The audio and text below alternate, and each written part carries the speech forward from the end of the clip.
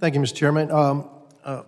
Mayorkas, Secretary Mayorkas, you were named to be the Secretary of Homeland Security, I believe on November 23rd, 2020. Is that correct?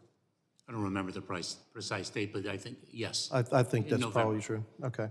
Did you and the President have discussions about how the policies that needed to be implemented in the department during the transition period?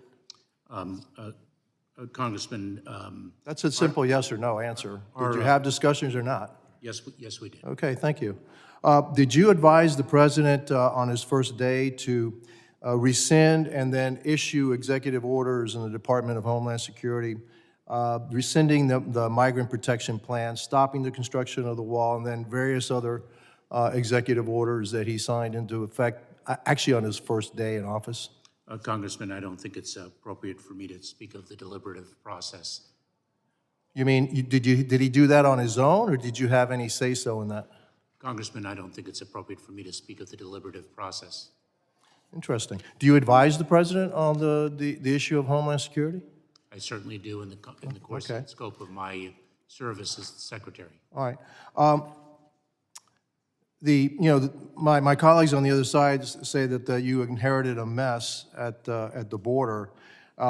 In fiscal year 2019, or actually, yeah, in March of 2019, then President Trump issued the MPP, basically the Remain in Mexico policy.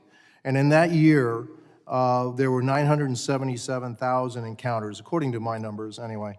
And you could see that after he issued that executive order, that it took a while for it to take effect, but then it started to take effect, and we have fewer and fewer encounters at the border, where in fiscal 19, you had 977,000 encounters. In fiscal year 20, you had about 458,000. That's a 50% drop in the number of encounters.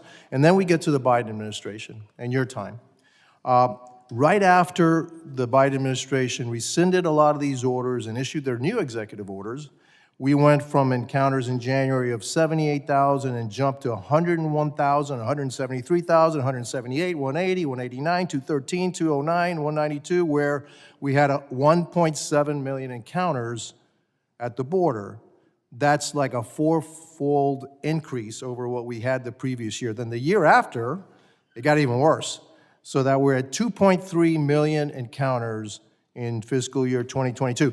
Now, in light of this, have you advised the President to change his policies at all? Congressman, I don't think it's appropriate for me to speak of the deliberative process, but let me say this, that the challenge at the border year to year is the function of many different factors. So, for example— No, sir, I'm asking you, it's not about, I'm asking you, have you advised him that to change his policies, and you refuse to answer that? I understand that, fair enough, okay? And so, these numbers reflect abject failure at the border. And so somebody has to take responsibility for it, and since I guess you and he don't talk, or maybe if you do, you haven't been very effective at changing policy, then maybe we need a new Secretary of Homeland Security. And with that, I yield back. Thank you. The gentleman yields. I now recognize Mr. Carter.